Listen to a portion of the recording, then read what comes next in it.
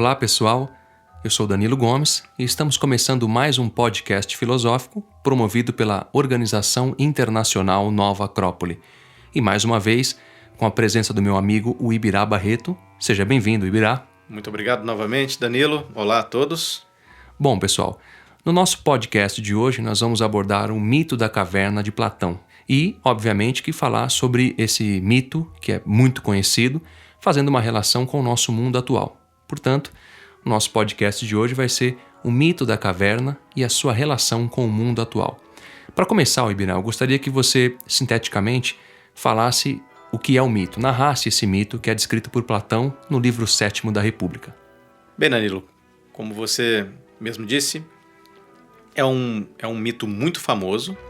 Platão nos trouxe, através dessa obra, que é uma das maiores obras filosóficas já feitas, que é a República, de influência enorme.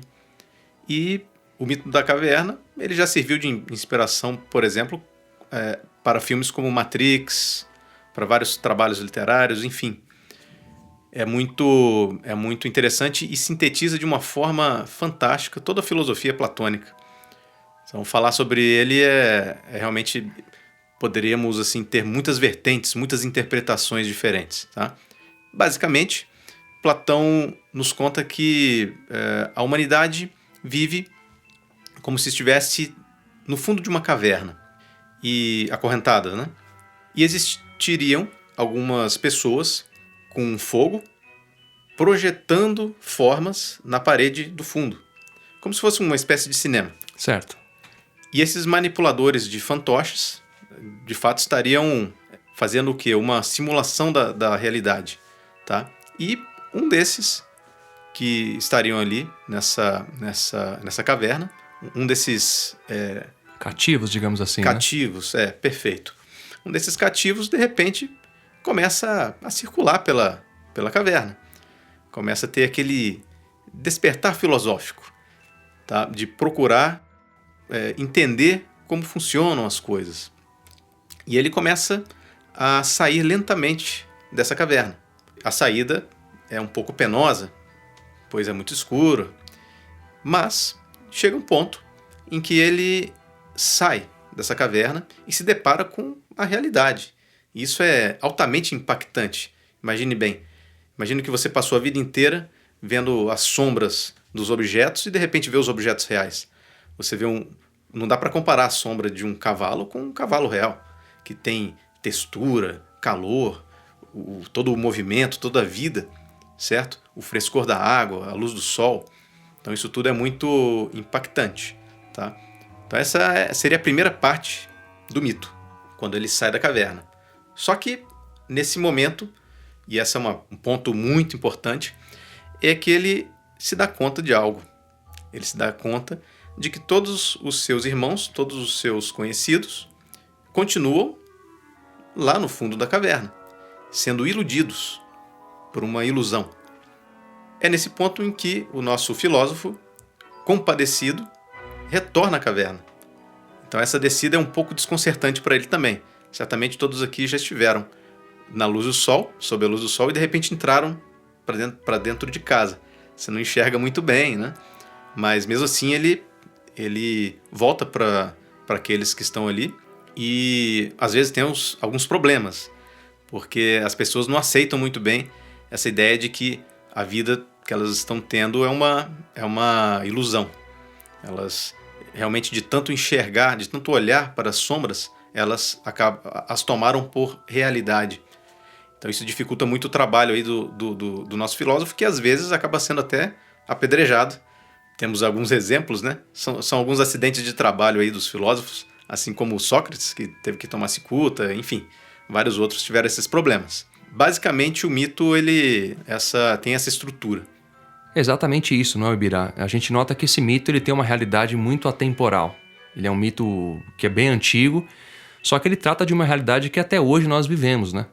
Se a gente for parar para pensar em termos sociopolíticos, como é o nosso diálogo de hoje, né, esse podcast, fica evidente que isso é um problema que até hoje a gente vive, né? Ou seja, acorrentados, olhando para uma realidade que não é uma realidade de fato e imaginando que a nossa vida ela é uma vida real. Então eu gostaria que você falasse um pouco mais dessa relação da nossa sociedade de hoje e esse mito. Como é que a gente faria essa analogia de uma maneira mais prática, né? Você poderia citar algum exemplo para esclarecer melhor isso? Bem, o professor Livraga é um grande filósofo aí do século XX, que foi inclusive o fundador da nova Acrópole. Ele faz uma analogia com um trem. Imagine que você, de repente, acorda no meio de uma viagem de trem. Bem, normalmente você sente uma certa confusão quando isso acontece, mas ela se dissipa tão logo você se lembra de onde você veio e para onde você está indo. Imagine que, de repente, você não consegue se lembrar. O mais interessante é... Imagine que as outras pessoas também não lembram. Você começa a perguntar ali no trem e pior é que essas pessoas, além de não saberem como pararam ali e para onde está indo o trem, elas não estão se importando com isso. Elas estão se importando com coisas triviais, como um conforto melhor, sentar na janelinha, o que vai ter no vagão restaurante, enfim. Ou pensando no dia em que elas vão se tornar o maquinista. Então estão muito envolvidas dentro de toda essa movimentação. Bem, nem preciso dizer o quão inusitada seria essa situação, principalmente se você, de repente, chegar à conclusão que, inclusive, a tripulação e, pior ainda, o próprio maquinista não sabem de onde veio o trem e para onde ele está indo. Se ele vai cair num precipício ou se ele vai parar numa estação. Então essa é uma falta de pensamento um pouco mais transcendente, se é que nós podemos colocar assim. Então isso tem uma relação, inclusive, com o próprio mito da caverna, porque as pessoas começam a se preocupar com coisas extremamente triviais e muitas vezes começam a se movimentar dentro do trem ou dentro da caverna, muitas vezes pensando que estão realizando algo, quando na verdade as questões mais fundamentais estão escapando. Exatamente isso que você colocou, não é, Ibirá? Você, quando menciona esse exemplo do professor Livraga, isso casa muito bem com a República de Platão, com esse mito da caverna, e isso se reflete no mundo atual. Ou seja, a gente pode compreender essas pessoas que compõem o vagão como a nossa sociedade de um modo geral.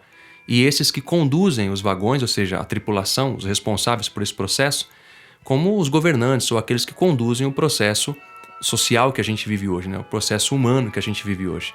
Não é? Então, como é que a filosofia pode nos ajudar nesse processo de saída dessa caverna, dessa tomada de consciência, para compreender melhor o que acontece não só conosco, mas com o nosso momento atual também?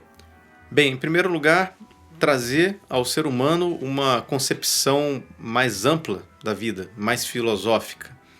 Porque se nós ficarmos excessivamente preocupados com a nossa simples sobrevivência física e biológica, nós não vamos conseguir ter uma visão mais profunda. Nós vamos começar a ter uma vida muito, muito rasa, muito banal, certo? É aquilo que eu estava falando de você se preocupar com coisas sem importância dentro do trem. Ou seja, as grandes questões do ser humano têm que ser trazidas à tona. E para você conduzir esse processo, você precisa ter filósofos. O próprio Platão fala que não poderia haver felicidade pública ou privada em outro estado que não fosse esse, conduzido por pessoas que conseguem ter uma concepção filosófica da vida. Ou seja, pessoas que conseguem trazer para os demais ideais nobres, ideais elevados. Veja bem, existem países que são muito bem administrados e, no entanto, possuem problemas sérios, às vezes até com elevados níveis de suicídio. E fica estranho porque, puxa, eles têm tudo o que seria teoricamente necessário para uma boa vida. O que falta? Faltam justamente essas aspirações mais elevadas, certo? O ser humano precisa de desafios que não sejam só no nível de carreira, de dinheiro, enfim. Nós precisamos ter algo para sonhar. Isso me lembra um pouco do Don Quixote. O Don Quixote ele é um exemplo muito, muito bonito. Ele realmente via as coisas de uma outra forma. E às vezes era ridicularizado, certo? E chamado de louco, mas no fundo, Loucos são aqueles que não sonham em um mundo melhor, não sonham em um mundo com um mundo mais fraterno, né? Só que aí tem uma outra questão também. Não basta que nós tenhamos essa boa intenção, certo? Nós temos que saber fazer. E quando nós recorremos a sábios como Confúcio, como Platão, eles vão nos dar esse como fazer. É como algum acidente de algum motociclista e você, eu quero ajudar, né? Não basta só a boa vontade, certo? Você precisa ter um conhecimento. Então isso é muito importante, porque senão nós vamos cair facilmente em estruturas da própria caverna, percebe? Existem estruturas dentro da caverna para absorver a mão de obra dos idealistas, infelizmente. Então nesse ponto é importante que o idealista se converta em filósofo, para que ele possa ter uma forma mais madura de enxergar as coisas e para que ele não seja enrolado pelos predadores, né? O Platão falava que aqueles manipuladores dos fantoches, ele chamava de senhores da caverna. A verdade é que um filósofo ele não pode ser dobrado, né? É mais fácil você escravizar milhares de ignorantes do que um único sábio. Porque o sábio ele tem essa noção de quem ele, de onde ele veio, para onde ele está indo, certo? Então fica muito difícil você levar no bico um filósofo. Exatamente. E é muito bom compreender isso, porque a gente imagina que, às vezes, só pelo fato de querermos mudar as coisas como elas estão, né? Ou seja, querer sair dessa caverna, a filosofia ela é muito importante porque ela vai, segundo você mesmo mencionou, ela vai dar uma direção de vida ao ser humano. Então, quando você fala de Confúcio, de Platão, de Aristóteles também, que tocou nesse tema, e cabe lembrar aqui também o Marco Aurélio, que foi o imperador filósofo, que teve uma vida muito exemplar em relação a isso, né? Administrou muito bem Roma na sua época, e foi um grande exemplo de ser humano no que diz respeito à conduta, não só da sociedade, né, dos cidadãos romanos da época, mas sobretudo a conduta de si próprio como ser humano. Ele pode ser um exemplo grande, né, que a gente pode mencionar como um grande condutor, como um grande governador, como um grande filósofo que, através do seu exemplo de vida, fez um grande processo histórico, um processo histórico muito produtivo em vários aspectos, né? Sim. Isso é interessante. Hoje em dia, todo mundo sabe as soluções. Você já notou isso? Nós estamos numa cultura de opiniões. Me vem sempre à cabeça uma pequena anedota. Fala dos ratos que infestavam uma casa. E um belo dia, o dono da casa arrumou um gato. Isso foi terrível para os ratos, porque o gato é muito silencioso, ele é muito ladino, e eles não conseguiam saber aonde estava o gato, e aí ele atacava de surpresa. Então foi feita uma grande assembleia dos ratos, para se discutir a situação deles e para se chegar a uma solução viável. Até que um dos ratos levantou a patinha e falou assim: já sei, vamos amarrar um guizo no pescoço do gato. E ele foi ovacionado, todos adoraram, foi tido como a ideia vencedora. Só que tinha um outro rato, talvez um rato filósofo, né? Levantou a patinha e perguntou: boa ideia, mas quem vai amarrar o guizo no pescoço do gato, né? Então, aqui se seguiu um grande silêncio. Esse exemplo mostra bem essa questão de que não basta só ter a opinião, você tem que saber como fazer as coisas também. Realmente, isso acaba sempre sobrando para aqueles que têm a consciência mais ativa, né? É exatamente isso que você colocou, não é, Ibira? É muito bom ressaltar que a gente vive hoje num momento de muita opinião, né? A sociedade opina muito sobre tudo, os governantes também opinam muito sobre tudo, e a gente observa que os problemas humanos, eles não têm mudado em função dessas opiniões. E é justamente aí que nós entendemos que a filosofia pode nos aportar também, até para que tenhamos fundamentalmente, para que tenhamos uma convivência humana melhor. Não é isso? Preciso. Uma das ideias fundamentais da sociopolítica é realmente a convivência entre os seres humanos. E você só vai conseguir gerar uma convivência básica entre seres humanos a partir de seres humanos basicamente organizados no seu campo individual. Antigamente, em algumas civilizações, para que você fosse considerado um cidadão, você precisava passar por uma homologação. Não era só questão de berço também, como é colocado às vezes, mas é uma questão de maturidade interior, uma capacidade de lidar com os demais, uma capacidade de compreender o valor de outras culturas. De enfrentar situações adversas também, né? De enfrentar, exatamente. Só complementando, Ibirá, o que você colocou, não se trata também de uma questão de ser maior de idade, por exemplo, né? Ou seja, eu tenho 18 anos, eu sou um cidadão, né? A concepção filosófica de cidadão era muito mais ampla, como você mesmo estava explicando aí, né? Claro. Nos animais é mais ou menos assim. Você tem um lobo mais velho, ele tem mais experiência do que o lobo mais novo e, de certa forma, consegue realizar coisas de maneira... Ou seja, seria mais evoluído como lobo, certo? Só que com o ser humano não é bem assim. Você pode ter um ser humano mais velho, mas ser totalmente imaturo. E às vezes um ser humano mais jovem tem um grau de maturidade, de compromisso consigo mesmo, com a sua própria sociedade. E isso é porque a maturidade humana não ocorre de forma natural, assim. Cronológica, né? Cronológica. Ela ocorre a partir de vivência consciencial, de uma seleção consciencial de experiências. Então, quando você coloca isso num contexto social, sociopolítico, isso se torna muito, muito importante. Bom, Ibirá, e para encerrar, eu gostaria que você então fizesse uma síntese, né? De que ferramentas a filosofia tem para nos ajudar a compreender melhor o que é essa caverna e, sobretudo, como sair dela, para que a gente gere uma convivência humana melhor e um mundo também melhor em função desse aprendizado, dessa consciência que você mesmo citou agora há pouco, não é? Bem, a filosofia ela nos aporta muito nesse sentido, principalmente quando você fala aí desses ideais de Platão, né? Ele mesmo fala que cada forma de governo ela flui através do indivíduo, né? Então, se você tem um ser humano bem formado, um ser humano consciente de suas próprias potencialidades mais elevadas, ele vai ter condições, ou seja, o ser humano que se governa bem, ele vai ter a possibilidade de governar os outros de uma forma melhor, certo? De conduzir processos, né?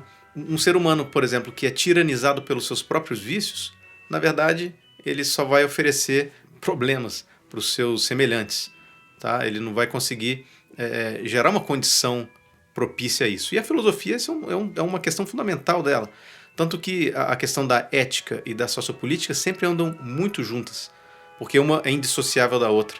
Temos aí o próprio exemplo do Confúcio. Ele também tinha essa concepção. Apesar de viver num local bem diferente do Platão, parece que os dois tomavam chá das 5 todo dia, porque realmente eles falavam coisas muito, muito similares. Por quê? Porque eles estavam conectados com o que realmente é o ser humano, estavam conectados com essas leis que regem o interior do ser humano e o exterior do ser humano. O estudo da filosofia, principalmente desses grandes sábios, realmente nos aporta muito. Não são coisas ultrapassadas de forma alguma. Eu acho que até nós poderíamos fazer um outro podcast falando especificamente aí da República, ou mesmo do Confúcio, né? Porque esse assunto realmente é muito valioso e nós não podemos nos esquecer desse aporte, não precisamos reinventar a roda, certo? Bom, é isso, pessoal. Com essas palavras do Ibirá, com essas ideias que ele tão bem expressou agora nesse final, nós encerramos mais um podcast filosófico. Muito obrigado pela presença de todos e também nosso muito obrigado ao Ibirá Barreto. Obrigado por mais essa oportunidade. Até breve. Bom, pessoal, e para vocês que querem falar conosco, podem nos encontrar através do e-mail podcast@nova-acrópole.org.br. E para quem quiser conhecer também sobre a Nova Acrópole, acesse www.nova-acrópole.org.br.